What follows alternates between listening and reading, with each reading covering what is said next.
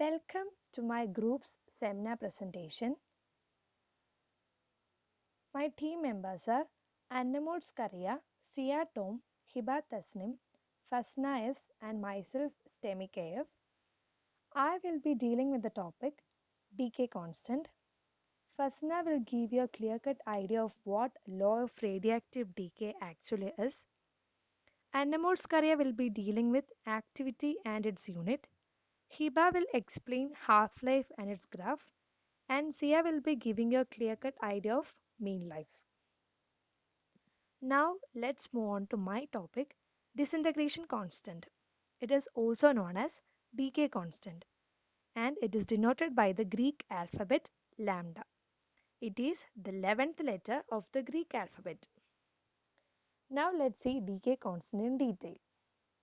Decay constant is actually the proportion or proportionality between the size of actual population of radioactive atoms and the rate at which the size of the population reduces because of radioactive decay. In other words, we can also say that decay constant of a radioactive nuclide is its probability of decay per unit decay time. And this decay time is actually a measure of the rate of decline in the value of an options contract due to the passage of time. And this decay constant can also be defined as the reciprocal of time during which the number of atoms reduces to 1 by E times the original number of atoms. And that actually leads to the definition of half-life. That is decay constant is equal to ln2 divided by T half. That is 0.693 divided by half-life. And here E is equal to 2.71828, which is the base of natural logarithms. Now let's see what is the unit of decay constant. As I have mentioned earlier, decay constant is a reciprocal of decay time. Through that itself, it is clear that this unit of decay constant is time inverse. Here I have included another equation too, that is dn by dt is equal to minus lambda n, which will be further explained in the law of radioactive decay. And from this equation also, it is clear that the unit of decay constant is time inverse. Sometimes this half-life or decay time will be expressed in seconds, hours or years. Likewise, the unit of decay constant will also vary from 1 by second, 1 by hour or 1 by year, etc. Now let's see what are the factors affecting decay constant. This decay constant or disintegration constant is independent of all the external factors. That is, it remains unchanged even if the external temperature or pressure is changed. It depends only on the particular radioactive nuclide and the decay mechanism involved. It is independent even of the number of nuclei present.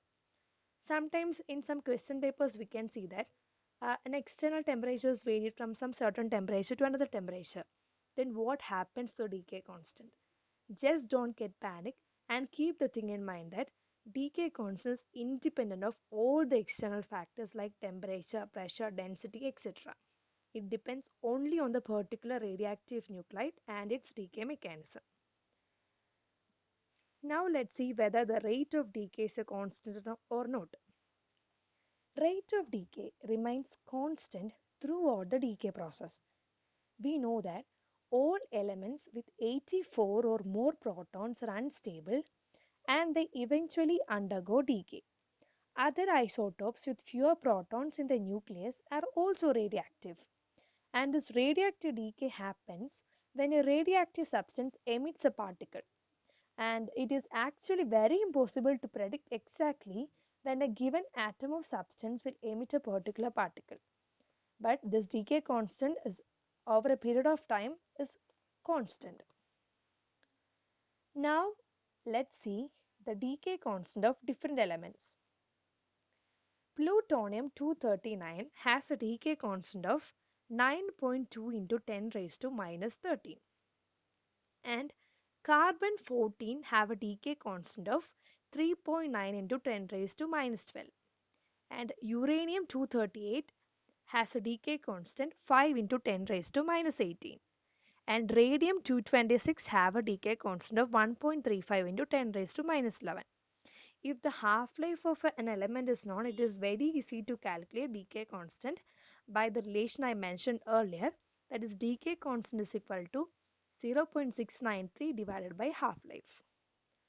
And now let's see a problem. The half-life of the radioactive isotope cesium is 30.17 years. Calculate the decay constant of cesium. It is a very direct question and is a simple question.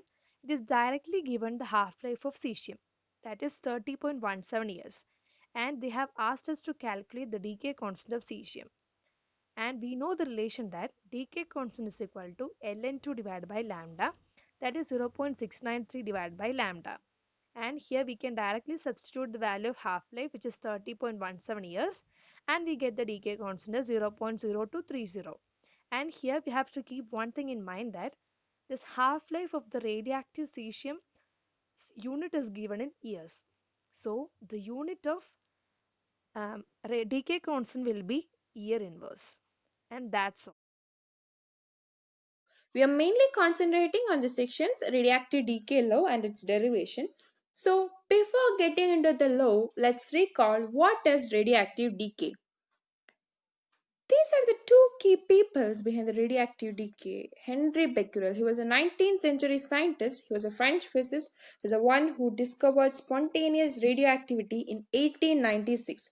Actually, it was an accidental discovery, but later on it has led to a great discovery. Then the Curie couples, that is Marie Curie and Pierre Curie, named this phenomenon as radioactive decay. So now let's look what is radioactive decay. It is known by different names: nuclear decay, radioactivity, radioactive disintegration, nuclear disintegration, and so on. So, radioactive decay is a process by which an unstable atomic nucleus loses energy by radiation. It's a spontaneous breakdown of an unstable atomic nucleus, resulting in the release of energy and matter from the nucleus. So, what is actually happening in the radioactive decay? That is, an unstable atomic nucleus will decay or decompose spontaneously into a more stable configuration. That is, something unstable get into a more stable thing. That is what is actually happening in this radioactive decay. But it does not happen by a single step, but will do so only in a few specific ways. That is by emitting certain particles or certain forms of energy. So that is what is radioactive decay is. So now let's look on some questions based on this radioactive decay. There's a very simple question. First question: what are the different types of radioactive decay? Yeah, we all know the three different types of radioactive decay are alpha decay, beta decay, and gamma decay. So next question: which type of radioactive decay releases the most mass? Yes, alpha decay. These alpha particles have approximately 4 times the mass of proton or neutron and approximately 8,000 times the mass of a beta particle. So it is alpha decay which releases the most mass. The last question: which type of radioactive decay expels an electron? Yeah, it's beta decay. In this decay, a beta particle, that is a fast energetic electron or positron, is emitted from nucleus, transforming the original nuclide to an isobar. So it is beta decay which expels an electron. Okay, so now let's move to the radioactive decay law. Yeah, the radioactive decay law was formulated by Ernest Rutherford and Patrick Soddy in 1902. Since they were the two people behind this law is also called Rutherford and Soddy theory.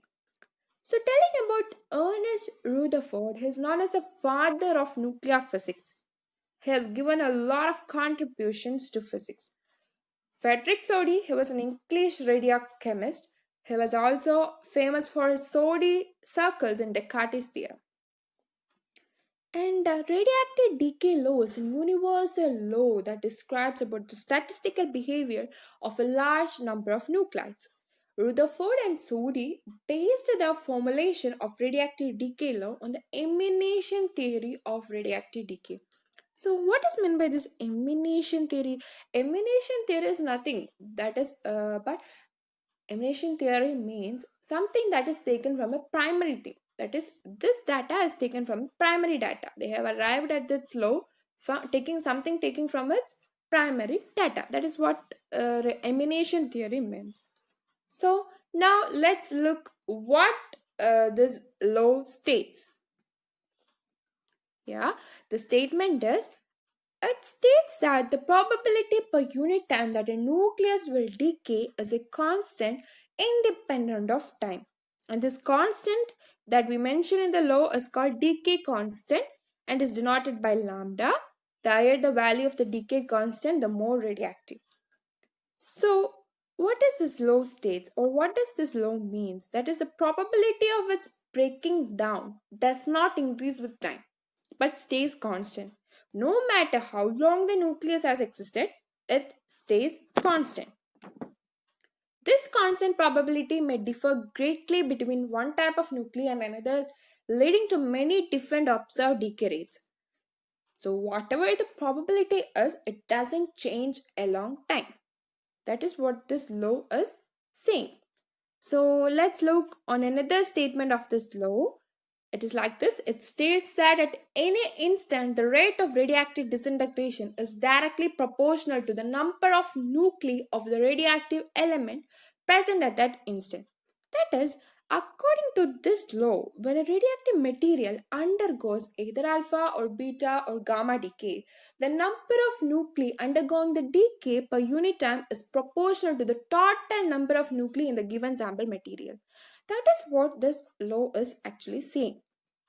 And I have boxed the formula of this law, that is n is equal to n naught a raised to minus lambda t, where n is a number of undecayed nuclei, n naught is a number of undecayed nuclei at the time t equal to 0, and lambda is the constant, that is decay constant. So now let's look how we arrive at this formula, that is the derivation of the radioactive decay formula. So first we can consider a sample containing n undecayed nuclei. Let dn nuclei disintegrate in dt second. We know by radioactive decay law the rate of disintegration is directly proportional to the number of undecayed nuclei. So dn by dt proportional to minus n. Here we can see a negative sign. So what does this negative sign is showing? The negative sign signifies that the number of nuclei decreases with time. That is, as the time passes, the rate of disintegration slows down. That is what the negative sign represents. So, for changing the proportionality sign, we are adding a constant, that is decay constant. So, it changes to dn by dt equal to minus lambda n. Now, let n not be the number of undecayed nuclei at time t equal to 0 and n be the number of nuclei present at time t. So we can see that the time is changing from 0 to t and the number of undecayed nuclei is changing from n naught to n. So we are applying the integral with limits. It becomes integral n naught to n dn by n is equal to minus of integral 0 to t lambda dt. So we know that lambda is a decay constant. We're taking it outside, then it becomes minus lambda integral 0 to t dt. We know the integral of 1 by x dx is nothing but log x. So it becomes log e n minus log e n naught is equal to, right hand side we can see integral dt, that is t. It becomes minus lambda t. So we know that is log a minus log b is nothing but log a by b. So it changes to log e n by n naught is equal to minus lambda t. Taking the power of the exponential, we get n by n naught is equal to e raised to minus lambda t. That is log and e cancel offs and it becomes n by n naught is equal to e raised to minus lambda t. So taking the n naught to the right hand side, we get n is equal to n naught e raised to minus lambda t. So it's a very simple derivation. This is all about the derivation. So now let's move to the last topic of our section, that is graph of the radioactive decay law. Here we can see the x-axis time is plotted and it is in half-life. In y-axis the number of undecayed nuclei is plotted. So here we can see an exponential curve, that it's clear from the graph that is number of undecayed nuclei decreases with increase in time.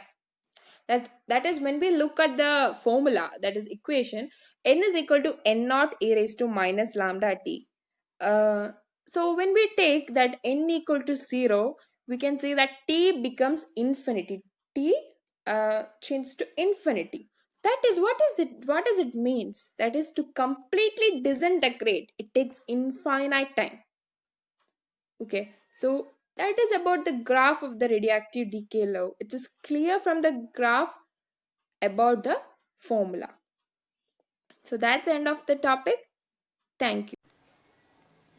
Hello friends, I'll be dealing with the topic activity of an element. Before merging into the topic, I would like to introduce three scientists whose discoveries led to radioactivity. As shown in the slide, we have Henri Becquerel, Marie Curie, and her husband Pierre Curie. These three were the scientists whose discoveries led to the grand radioactivity. So, at first, we'll learn a story. We'll hear a story. Becquerel, he was doing his studies on fluorescence. As we know, fluorescence is the ability of some materials to emit light under certain conditions. It was at the same time X-rays was discovered. Even though X-rays are invisible, the photographic paper will react with it as if to an ordinary light. So Becquerel, he was very interested in this reaction of photographic paper, and he conducted a research on highly fluorescent material called uranium. For his experiments, Becquerel, he conditioned the uranium salts to be very highly fluorescent and looked to see whether the photographic paper reacted in the same way as with X-rays, and it worked out. Then he continued his experiments, and one day, okay, now we are going to see the first spark of radioactivity. Okay, one day he accidentally left non-fluorescent uranium to react with the photographic paper, and the surprising fact was that it made the same reaction. And there he realized that it was not the fluorescent property of the uranium that made the photographic paper to react, and there was a discovery of something else which no one knows anything about it. And it was at the same time Marie Curie, she was doing her PhD thesis, and she had selected this as her subject, and along with her husband Pierre Curie, they both together brought out radioactivity. And in 1903, these three scientists, they together was awarded Nobel Prize for the discovery of radioactivity, and that made out radioactivity. Like behind every discoveries, here was also the radioactivity. The finding of radioactivity was also of a chance discovery. Now we'll come back to our topic, activity of an element. So shown in the slide, definition of activity of a substance is the rate of decay of a radioactive substance. In other words, this activity is somewhat related to the speed of an object. As we know, speed is the distance traveled divided by time. Here it is number of disintegrations per time. That's it. That's the only difference. Here it's disintegration. Now delta n means it's a change in number of undecayed nuclei, and delta t is a change in time in seconds. And now we are familiar with lambda, the decay constant from the previous section. So in short, decay constant is the probability that a nucleus will decay per second. Its unit is given by second inverse. And also in the previous section it was made very clear that delta n by delta t is equal to minus lambda into n. And now we have activity is equal to delta n by delta t. So by combining both equations, we have delta n by delta t, which is equal to activity is equal to lambda n. Hence in short, activity is equal to lambda n, where A is the activity and its units is becquerels, which we will be dealing later, and lambda is the decay constant, and n is the number of undecayed nuclei. Now we'll deal with the activity of a radioactive substance at any instant t. Okay, we'll be looking at that, and in the previous section, we dealt with another equation, n is equal to n naught into e raised to minus lambda into t, and its derivation was clearly mentioned. And now we have in a similar way we have the same equation and we replace n by a. That's the only thing. A naught implies the activity of the radioactive substance in the initial stage. That's it. And in order to find the radioactivity of that substance at an instant t, we'll use this equation. Now we'll come back to the unit of activity. As in every discoveries, its unit will be in the name of the discoverer of that particular subject, right? And here too we have the unit of activity as becquerels. It is denoted by B small letter q, and what it literally means is equal to 1 decay per second. 1 becquerel is equal to 1 decay per second. And also in every discoveries we will have another practical units. Here too we are having another two practical units. One is Curie and the other is Rutherford. Okay, the presence of or the contribution of the Curie family to the discovery of radioactivity cannot be omitted. Therefore, we have Curie as also one of its unit, and what it literally means is that it is 3.7 into 10 raised to 10 times 1 becquerel, and it is defined as the 3.7 into 10 raised to 10 disintegration per second. Becquerel was 1 disintegration per second, and here we have 3.7 into 10 raised to 10 disintegrations. Also we have another practical unit called Rutherford, and it is denoted by RD. Okay, we have small d there, okay. And literally it too means it is 10 raised to 6 becquerels, which means 10 raised to 6 disintegrations per second. That's all what I will have to explain about this. So we have dealt with the definition of activity, its relation with decay constant, and how to find the activity of a particular radioactive substance at an instant t. And then later on we came towards SI unit and another practical units. This topic is half-life. So half-life is a very important topic coming under the section radioactivity because it has got many applications. So first of all, let's look at its definition. Half-life is the time taken by a radionuclide to reduce half of its initial value. That is, the time it takes for a sample that has initially, say, N0 radionuclide to reduce to N0 by 2. It is denoted by T half and is given by T half equals log 2 by lambda, that is 0.693 by lambda, where lambda is the decay constant. Now let's look how we have arrived at this expression. Actually, it's very simple. It's just a substitution. If T half is the half-life period, then according to the definition, we know that it is the time taken by a radioisotope to reduce itself into half. That is, N becomes N0 by 2. So substituting these values in the law of radioactive decay, that is N equals N0 e raised to minus lambda t, we get N0 by 2 equals N0 e raised to minus lambda t half. N0 and N0 on both sides get cancelled and it becomes 1 by 2 equals e raised to minus lambda t half, which is same as 2 equals e raised to lambda t half. Now taking log on both sides, we will get log 2 equals log e raised to lambda t half. We know that log e raised to x equals x, so that term becomes lambda t half. From that we will get t half equals log 2 by lambda, that is 0.693 by lambda. Now let's see how this half-life information is useful. Half-life determines the rate at which a radioactive isotope decays. So we have a graph of this radioactive decay. On the y-axis we have the number of nucleides and on the x-axis we have the time in multiples of T half. So if a sample has initially 1000 nucleides, then during its half-life it becomes half of its initial value, that is it becomes 500. Then after its next half-life it becomes 250, that is half of 500, it is 250. Then during its third half-life it becomes 125 and it goes on like this. So there's a table on the right top and that table shows the decay up to the 10th half-lives. So an important point to be noted here is that after 10 half-lives the radioactivity will have gone down by a factor of 1000. So this is a very important point because this has got a very important application in nuclear reactors and all. The nuclear waste are disposed after the 10th half lives for ensuring the safety. So now we have the half-life of various isotopes. So the point is the half-life of radioisotopes varies from seconds to billion of years.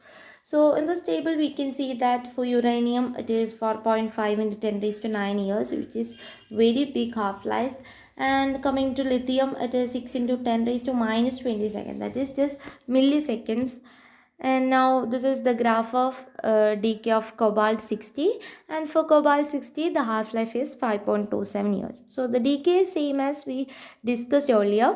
And coming to the relation between radioactivity and half life, the relation is the longer the half life of a nucleus, the lower is the radioactivity.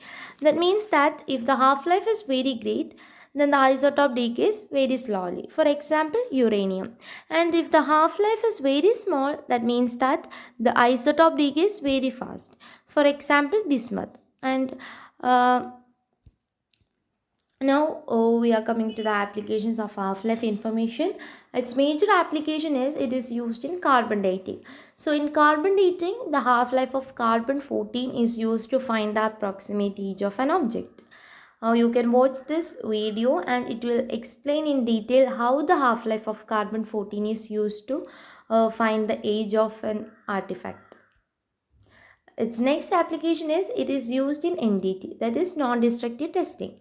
Here the radiographers use half-life information to make adjustments in the film exposure time due to the changes in radiation intensity that occurs as radioisotopes degrade. And for more information you can watch this YouTube video, and that video is actually about the safety precautions to be followed by the workers in this field, and it will give you many additional information. And the next one is equations for half-life. So in chemistry, we have learned the various ordered reaction, that is zero order, first order and second order. For each of this reaction, T half is different. So for zero order reaction, T half equals A naught by 2K, where A naught is the initial concentration and K is the rate of reaction. And here is a versus time graph, where A is the initial concentration, and from this graph it is clear that half-life decreases with decrease in concentration. And for a first order reaction, T half is given by 0.693 by K. And from that graph, we'll get that the length of half-life is constant for a first order reaction. And coming to a second order reaction, T half is given by 1 by K. And from the graph, it is clear that the length of half-life increases with decreasing concentration. So that's all about half-life. Thank you. Next, we are going to discuss the topic mean life or average life. In this topic, we will mainly come across the derivation of mean life and also the relationship between mean life and half life. But before that, let us understand what is mean life or the concept of mean life. Imagine or consider a sample with n-naught number of nuclear atoms. After a certain period of time, the number of particles in this sample decreases to n. So at time t is equal to 0, the number of particles be n0, and at time t is equal to t, the number of particles decreases to n. So from this we understand that there is a decrease in the number of atoms in the sample, which means that there is a certain number of atoms get decayed. Why is this happening? This is because different particles have different lifespan. Even though the nuclear atoms are of the same kind and they undergo the same kind of nuclear decay, the lifespan of each individual atom is different. Some may have shorter lifespan and they get decayed faster. Some other particles have longer lifespan and they get decayed after a long period of time. So each individual atom have different lifespan. What is the average of all these lifespan? We get it by taking the total lifespan of each particle divided by the total number of particles present in the sample. This quantity is known as mean life or average life. So as a definition, we can say that mean life in radioactivity is the average lifetime of all the nuclei of a particular unstable atomic species. It is denoted by tau, and the equation of mean life is given by tau is equal to 1 by lambda, where lambda is the decay constant or disintegration constant. Now we will move on to the derivation of mean life. Mean life or average life of a radioactive substance is given by tau equal to sum of lifetimes of all the nuclei in the sample divided by total number of nuclei present in the sample. As we have already discussed, we know that at time t equal to 0, n0 is the number of nuclei. At time t equal to t, n is the number of nuclei left, and let us take dn as the number of nuclei decayed after a time t. So according to radioactive decay law, we know that dn by dt equal to minus lambda n, where n equal to n0 into e raised to minus lambda t.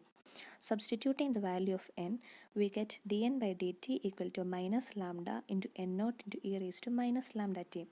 And taking dt to the other side, we can write dn as minus lambda into n0 into e raised to minus lambda t into dt.